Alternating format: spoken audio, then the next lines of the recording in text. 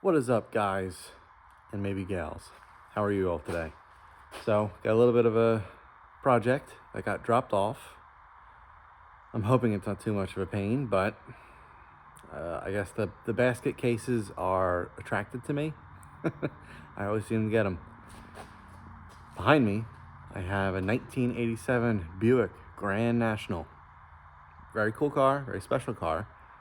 And the current owner, my customer, bought it as is, and I have not looked at the car yet. I have literally, actually, me and a buddy pushed it in yesterday because it doesn't run. That's a hint for what's going on. It doesn't run. So, pushed it in yesterday, and I have set it up on the lift, and I've raised it up a little bit, but I have not looked at it. So, well, not looked at it underneath. I have already previously looked at it under the hood. It went to, all right, let's go around the back. We'll start there. This guy just recently bought it, this customer. And this car has been sitting, it's basically been off the road since 2019. Because that's when I think the engine had a failure. I've done, like I said, I've looked at it previously before getting here. The engine is hurt. When it failed, it went to a shop down here and they took it apart, but then it sat for like 3 years. I don't know if the guy couldn't pay the bill. I don't know what the story is, but they took it apart and then it sat. And then I guess this guy, earlier this year, 2025, he bought it. And again, it's still hasn't ran or anything. So, but now it's my job to get it running. So, yeah, so that's 6 years it's been sitting. So, but it's got the normal Buick, the filler panels are all gone. It's got 106,000 miles on it. Overall, it's not in terrible shape. It is a T-top car, which I am not a super fan of because, as you can see, they start to rust here, and then the seals always go bad in the head top. I don't know what happened here. I think a wheel fell off maybe at one point. Yeah, but it's in a little bit of a disarray, Like I said, it's missing that's that's broken. So, but the big thing is, it doesn't run. And this is how. Oh yeah, the hood strut's bad. I forgot. I'll hold it for now. What is that? 1, 3, maybe 3. Cylinder 3 has a bent valve. I can't hold it up. It's got a bent valve. But it also burned the piston too in the bore. If you look on the turbo, it's got an adjustable rod on the wastegate, but in the trunk where the injectors are, there's the factory injectors. So I'm assuming it wasn't tuned. They turned the boost up, probably wasn't running good fuel. It went lean and melted a hole. And yeah, that's kind of where we're at. So I'm going to dig into the trunk, get out all of the old parts, make sure everything's accounted for, and then the big job is to I'm going to pull the transmission first and then pull the engine out, because I was hoping that when I first heard that it was been sitting for like 3 years, I was hoping that, they covered up the intake ports, or they put it all back together and it wasn't exposed to the elements. But unfortunately, it's been exposed. And I even threw the valve covers back on it for now because it's been sitting outside. So yeah, unfortunately the engine has to come out and get a complete refresh. Hoping the rod is okay. We might just do a set of pistons, 10 over, 10, 20, 30 over, whatever it calls for, and get it cleaned up. Keep it relatively stock. I was telling them these cars are a huge, huge snowball. They can be. In factory form, they're pretty slow. They're like 14.0, I want to say, 13.8. They're pretty slow factory. And in 2025, you're going to get smoked by a minivan in one of these cars, if it was bone stock. So I told them we're probably going to do a light round of modifications this first go around. One of the big things is these are factory flat tappet camshafts, and today's oil does not have the right zinc in it. And just so he doesn't have to keep adding zinc and make sure it's got the right amount or whatever, I'm gonna put a roller, like when the engine comes out and it gets rebuilt, when it goes back together, I'm gonna do a roller camshaft. So it's gonna have a modern camshaft in it, something maybe with a little bit of bump to it, so it's got a little bit of a choppy idle.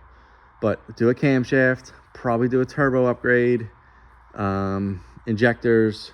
They have what's called an EEPROM chip. It's actually a chip that plugs into the back of the ECU. So probably do a chip and probably do a fuel pump. That's about it for mods. Like, we're not going to go too crazy because the bill can balloon $20, $30, $40,000 really quickly with these cars, really quickly. But let's lift it up. Let's take a look at what we're looking at.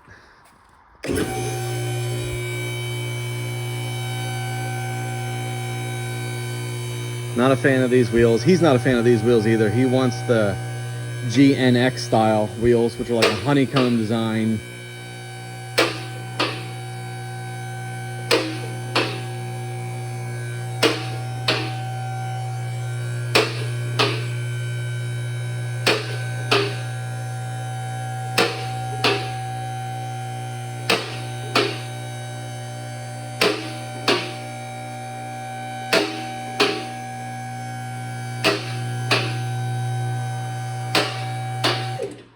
From what I could tell, this car was raced. It's got a little bit of a, make sure everyone locks, a little bit of a sporty setup to it. Under the hood, I noticed there's like a line lock for the brakes. Speaking of, yeah, they're pretty locked up, so it's gonna need bearings, all that stuff. It does have an aftermarket downpipe somebody put on it, and then someone, it's gonna need an exhaust too, because this is pretty bad. Someone, like it's got flex tube random spots and crimp bent, and yeah, like, see, it had airbags at one point. Like, somebody like maybe did some index racing or something with this, and yeah, because it still has the stock intercooler, stock size intercooler, stock turbo, it's got all those stuff. But otherwise, like, I can't see, it doesn't look like it's got a converter or anything in it. I mean, I won't be able to tell until I pull the pan, but I can't see any like color or anything in there. But overall, it's fairly clean. Like I said, it's got 106K on it. These cars, or most 80s, 90s cars, weren't designed to go 200,000 miles. After 100K, they were pretty much done. But this one seemed to have survived somewhat. The frame's in really good shape. Like, so these are body on frame. The frame's in really good shape. It's done. It's had some brake lines done. Some fuel. Actually, no, that's fuel line. Had a fuel line done. That's a brake line. Like they did it right. It's it's normal fittings. It's not compression fittings or anything. But overall, it's not too bad. It's scaly rust for this area. And how's the back? It's got these are factory limited slip. Actually, no, it's an option. No, wait, I think the Grand National might have had a factory limited slip. Like the Grand National option package, or the RPO code Grand National would have had a limited slip. I don't know 100% sure if that's an 8.5. I will have to make sure, but that's what they came with, an 8.5 rear end. One of the stronger GM rear ends. But the floor pans look in really good shape. Like I said, they're crusty, but they're solid, which is, looks like somebody might have jacked up on that one at one point. But there's no holes, which is good. And like I said, see, it's got like a downpipe. It's got like a cutout, so they could have opened the downpipe at the drag strip or whatever. And yeah, so it definitely has some. It's kind of cool. It gets the factory fan for the intercooler. They put a fan on the crank pulley. So it's definitely, for what he paid, it's 100% worth it. Now, he does want to keep it, but we'll see. If we can flip it, it'd be cool too. But for what he paid, the car is 100% worth it.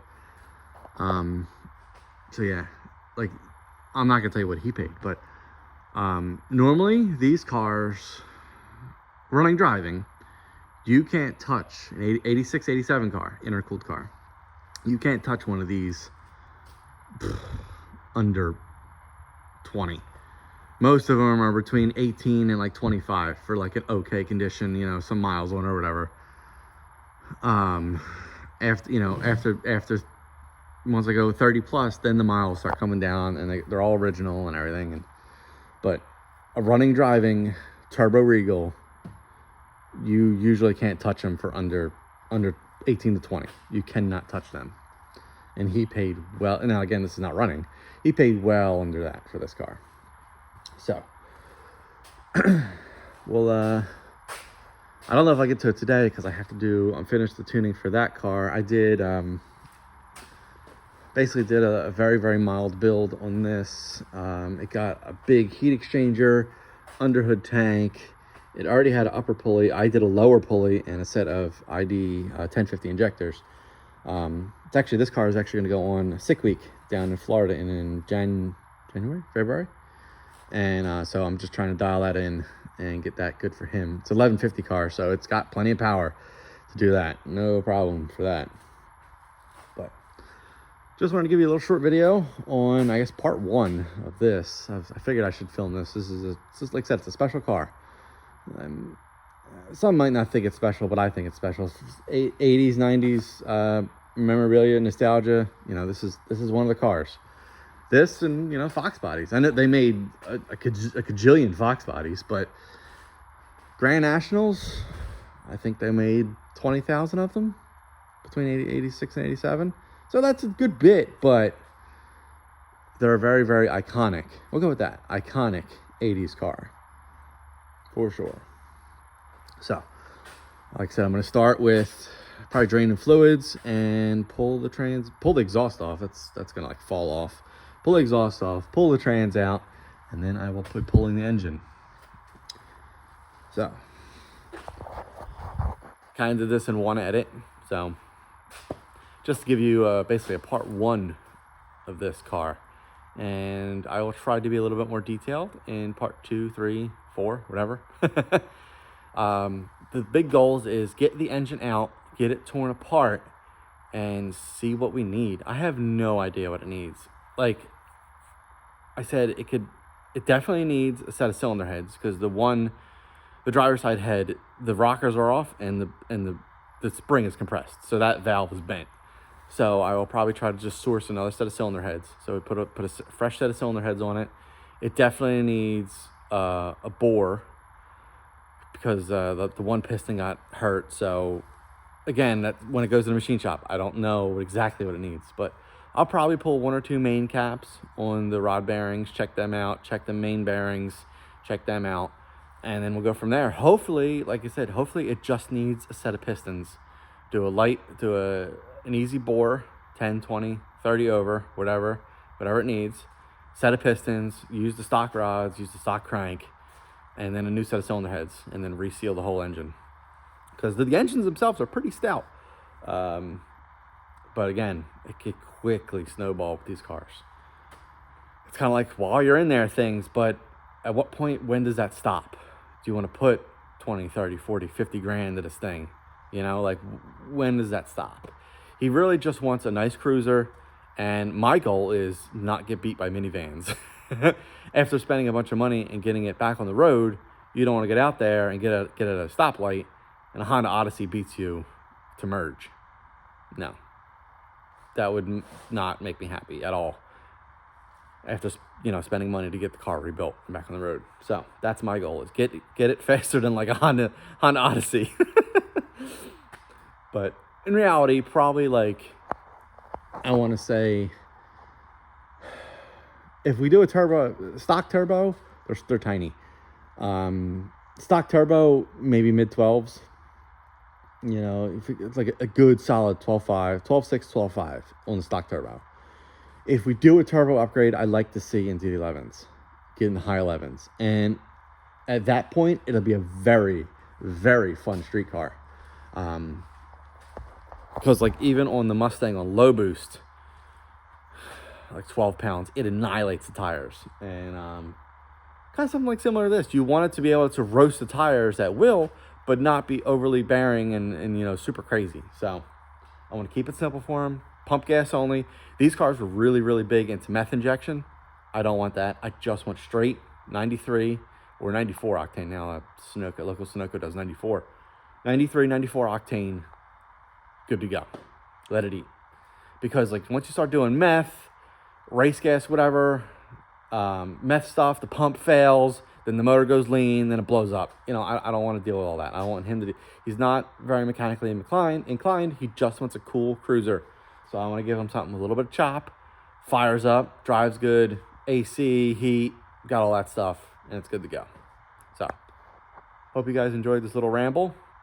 Like I said, I will try to be detailed in part 2. See you later.